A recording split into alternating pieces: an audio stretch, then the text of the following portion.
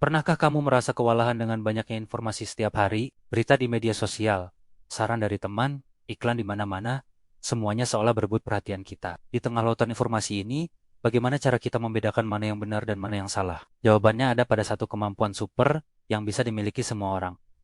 Berpikir kritis. Jadi, apa sebenarnya berpikir kritis itu? Sederhananya, berpikir kritis adalah kemampuan untuk menganalisis informasi secara objektif dan membuat penilaian yang beralasan. Ini bukan tentang menjadi sinis atau selalu menentang pendapat orang lain. Sebaliknya, ini tentang menjadi seorang pemikir yang aktif dan penuh rasa ingin tahu. Bukan sekadar penerima informasi yang pasif. Bayangkan kamu sedang scroll media sosial dan melihat sebuah berita heboh dengan judul yang sangat provokatif. Reaksi pertama mungkin langsung percaya atau langsung membagikannya. Nah, seorang pemikir kritis akan berhenti sejenak. Dia akan bertanya, siapa yang menulis ini? Apa buktinya? Apakah ada sudut pandang lain yang belum saya lihat? Apakah sumbernya bisa dipercaya? Ini adalah langkah-langkah awal dari berpikir kritis. Mengapa kemampuan ini begitu penting di zaman sekarang? Pertama, untuk melindungi diri dari misinformasi dan hoax. Setiap hari, kita dibombardir dengan berita bohong yang dirancang untuk memanipulasi emosi dan opini kita. Dengan berpikir kritis, kita bisa membangun semacam filter mental. Kita jadi lebih jeli melihat kejanggalan,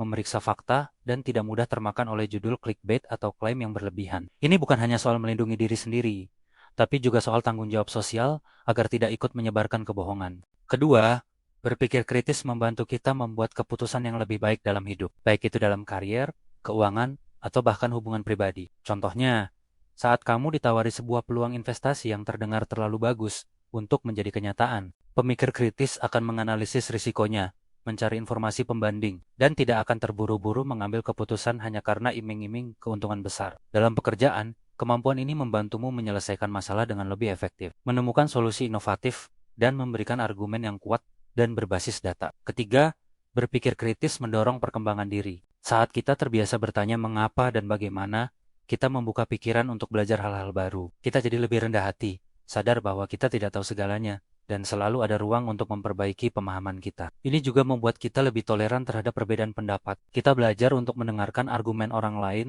dengan pikiran terbuka bahkan jika kita tidak setuju. Tujuannya bukan untuk menang debat, tapi untuk sama-sama mencapai pemahaman yang lebih dalam. Lalu, bagaimana cara melatih otot berpikir kritis kita? Ini seperti melatih otot di gym, butuh latihan yang konsisten. Mulailah dengan hal kecil.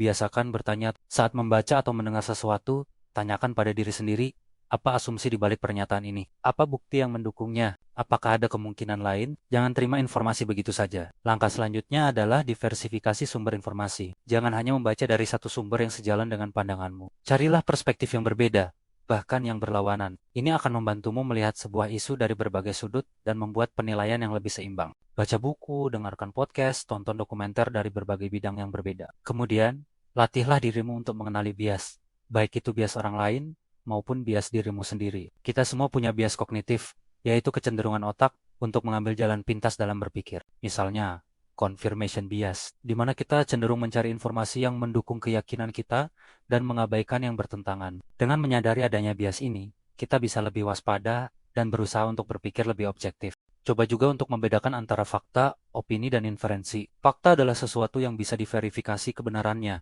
Opini adalah penilaian atau keyakinan pribadi, sedangkan inferensi adalah kesimpulan yang ditarik dari bukti atau penalaran.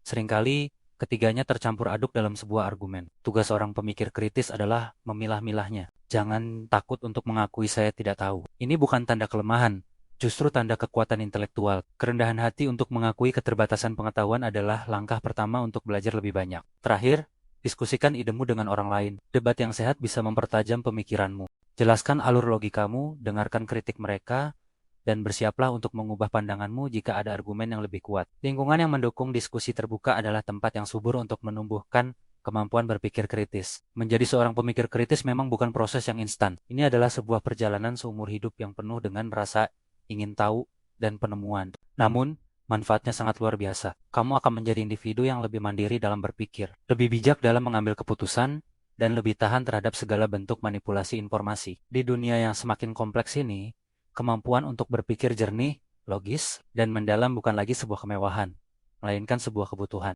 Ini adalah kompas yang akan memandumu melewati badai informasi dan membantumu menemukan kebenaran. Jadi, mari kita mulai latih kemampuan super ini dari sekarang. Mulai dari pertanyaan sederhana, dan lihat bagaimana duniamu akan terbuka dengan cara yang tidak pernah kamu bayangkan sebelumnya. Terima kasih sudah menonton. Jika kamu merasa video ini bermanfaat, jangan lupa untuk like, bagikan ke teman-temanmu, dan subscribe channel ini agar tidak ketinggalan konten-konten menarik lainnya. Sampai jumpa di video berikutnya.